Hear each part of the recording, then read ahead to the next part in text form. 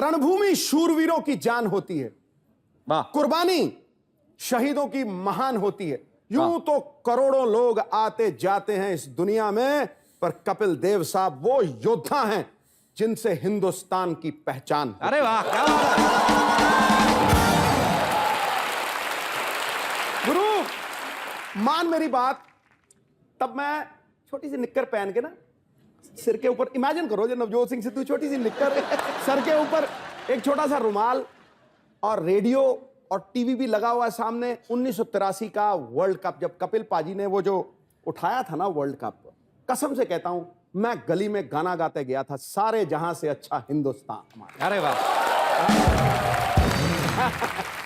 इतना सा था ये, बिल्कुल इतना सा था जब मैं पहली बार इसको मिला था, सिद्धू इतना सा था। और आज इतना बड़ा हो गया। मैं अपने दर्शकों को बता देना चाहता हूं कि मिसिस कपिल देव भी यहाँ पे मौजूद है। आप उनको भी एक बार हेलो कर दीजिए सारी ऑडियंस प्लीज। खैर पाजी, आपसे ढेर सारी बातें करेंगे, प्लीज आप यहाँ पे विराजमान हो जाइए। कपिल पाजी के लिए जोरदार तालियां। मैं कपिल पाजी से एक बात पूछनी चाहता हूं पाजी, ये बड़े रहस्यमयी बात है एक्चुअली। पाजी आपके आने से पहले इंडियन क्रिकेट टीम में सब लोग स्पिनर थे। बिशन सिंह बेदी साहब, प्रसन्ना साहब, चंद्रशेखर जी। तो आपने फास्ट बॉलिंग करनी शुरू की, तो आप, मैं तो ये भी नहीं पूछ सकता आप किससे इंस्पायर हुए, क्योंकि आप तो पहले ही थे। आई थिंक ऐसा कुछ नहीं था कि जिस स्कूल में मैं पढ़ता था, पढ़ा तो मैं हूं ही नहीं, जिस स्कूल में जाता था मैं, वहां पर क्या था कि हर रोज शाम को 2 नए गेंद मिलते थे। अच्छा। तो जो थोड़े बहुत सेहत में या लंबे होते थे, तो टीचर कहता चल, ऐसा था, बहाना होता था, चलो इसको फास्ट बॉलिंग दे दो। और फास्ट बॉलिंग तब एकदम नई गेंद देख के तो सबको शौक होता है। बाद में पता चला कि मजदूर बनना है, तो बड़ा दुख हुआ।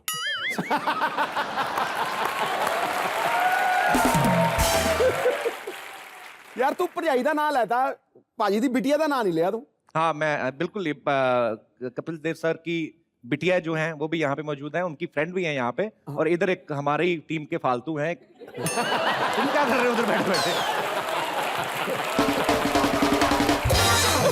अभी ये इसकी फोटो निकलवा के ना हर स्टेडियम में फ्री घुसेगा, मेरे को पता है। अपने लोगों का तो पता ही है।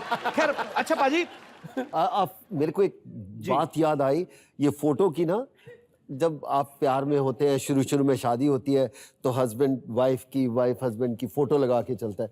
तो मेरी वाइफ ने भी ये सोचा, अच्छा, कि एक पैंडल था, उसके बीच में मेरी फोटो थी। तो मैच देखने आ गई, वो पहली बार आई, उसके बाद कभी आई नहीं। मैच देखने आई तो पुलिस वाले ने बोला, ये हेलो, आपका पास नहीं था। तो साथ वाले ने बोला कपिल देव की वाइफ है, ये देखो पैंडल भी डाला। कहते आगे 3-4 जा चुकी हैं।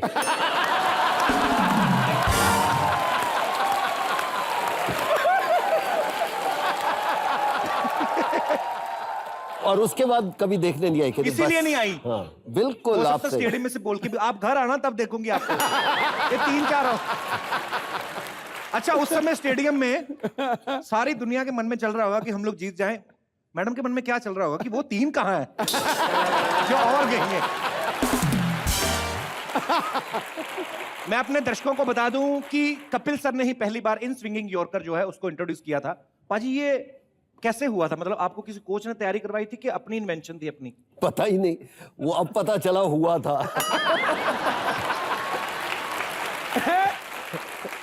ऐसी बात नहीं है। मेरी एक बात याद रख, मैं मेरी जिंदगी में, लोग कहते हैं यार सरदार साहब आप हंसते ही रहते हो।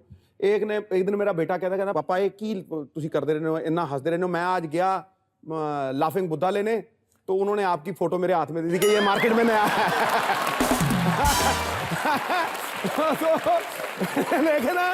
लेकिन सबसे ज्यादा अगर मैं हंसाऊं ना, तो कपिल पाजी के साथ हंसाऊं। जो कपिल पाजी नकल उतारते हैं ना कभी कभी, और देवानंद साहब की जो नकल उतारते हैं, मैं कहता हूं अगर ये सारे ना सीटों से नीचे गिरे ना आज, तो मेरा नाम भी नवजोत सिंह सिद्धू नहीं पाजी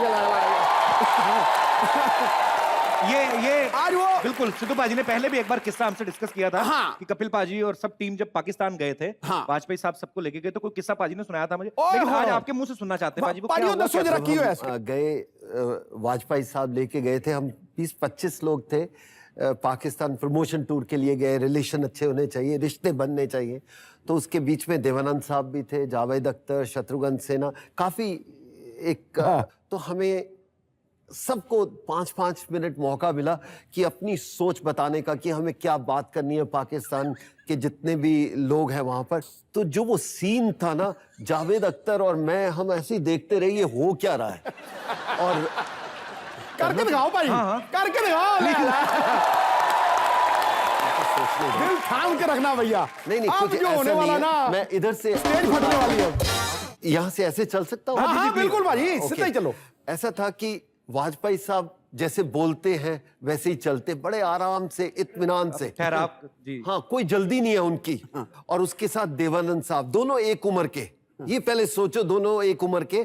और देवानंद साहब और वाजपेयी चल रहे हैं, वॉक कर रहे हैं, और वाजपेयी साहब बड़े आराम आराम से ऐसे ऐसे चलते हैं, ऐसे ऐसे आराम से चल रहे हैं और सुन रहे हैं। और देवानंद साहब वो कैसे चल रहे हैं? आप इधर आओगे?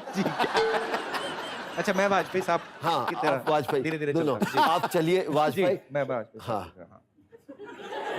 थोड़ा सा तेज चल रही। अच्छा और देवानंद साहब का क्या है, ये चल रहे हैं। और देवानंद साहब, आपने बहुत अच्छा किया हमें लेके आए, इससे बेहतरीन चीज नहीं हो सकती। हम तो चाहते हैं कि हमेशा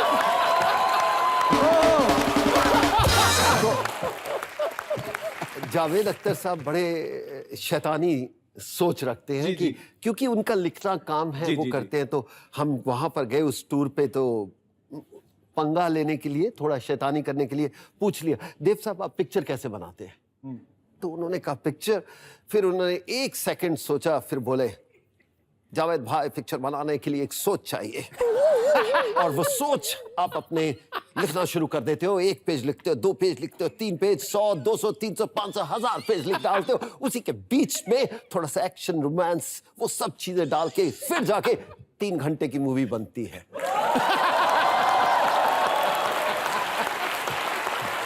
तो जावेद अख्तर साहब और हम दोनों खड़े हुए कि यार ऐसी सोच रखता है ये आदमी, बहुत बड़ी बात।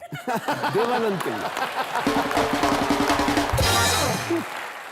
ओहो, अभी बहुत सारे ऐसे किस्से हमने सुनने। कपिल पाजी आप प्लीज यहाँ पे विराजमान हो जाइए। मैं एक बात पाजी दिमाग में काफी देर से थी। 1983 में, अब प्लीज 1983 में जब इंडियन टीम जा रही थी वर्ल्ड कप के लिए, आप जब पाजी फ्लाइट में बैठ रहे थे, इंग्लैंड जा रहे थे, तो आपके मन में कहीं था कि जीत के ही वापस आना है? बिल्कुल नहीं। है? सच वही है। और सच शायद कड़वा लगे या अजीब लगे, उस समय का क्या सोचा था, कभी हम एक मैच नहीं जीते थे तब तक वर्ल्ड कप में, और आप सोच रहे हो वर्ल्ड कप, ये तो हवाई किले बनाने की बात है। ऐसा कुछ नहीं था। हमें ये था, हाँ अगर 2-3 मैच जीत जाएं, थोड़ा सा अगर टॉप 4 की टीमों में ना आए तो 5वीं भी आ जाए तो बहुत अच्छा होगा, 8-9 टीम, बस इतनी सोच थी। और सही बात है, उससे पहले हमने प्लान बनाया था, जब ये टूर्नामेंट खत्म होगा सीधा अमेरिका चलेंगे छुट्टी बनाने के लिए। इतनी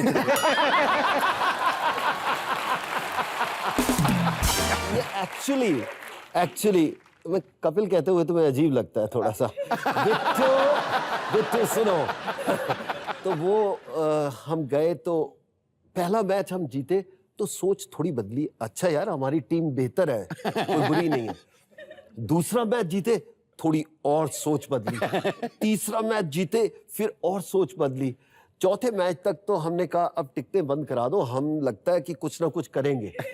हाफ वे टूर जाके हमने सोचना शुरू किया, तब तक सिर्फ हम खेल रहे थे। लेकिन जब सोच बदली, उसके बाद शायद किसी को कुछ कहने की जरूरत नहीं थी, क्योंकि जब इंसान की सोच बदलती है तो उसकी एक्शन, सब कुछ बदल जाता है। इसमें कोई शक नहीं है।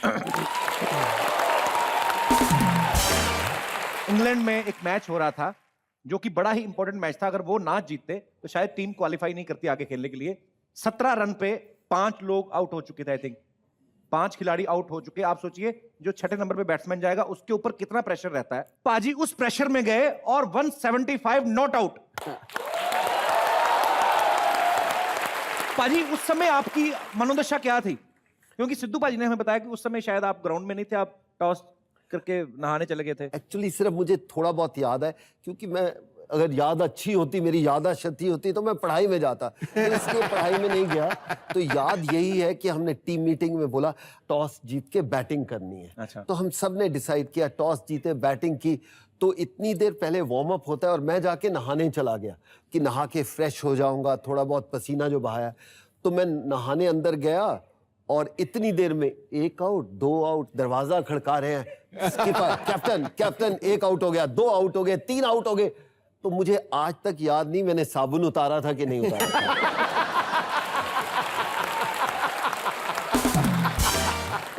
और मैं अंदर गया तो मैंने पूछा अपने कुलीग से, मैं क्या हुआ?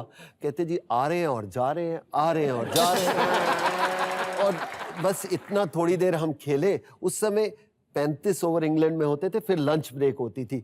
तो डर यही था कि अपनी इज्जत बचाओ, बड़ी मार पड़ेगी घर जाके। और बड़ा डरा हुआ था, मैंने कहा कहीं बच जाए, इज्जत ही बच जाए, इज्जत ही बच जाए। और जब 35 ओवर के बाद ड्रेसिंग रूम में आया, सारी टीम बैठी होती है, ड्रेसिंग रूम में कोई नहीं। कहते ये पागल पंजाबी है, दिमाग खराब है, आके गालियां देगा, इसका टेम्परामेंट खराब होगा, सारे निकल जाओ ड्रेसिंग रूम से।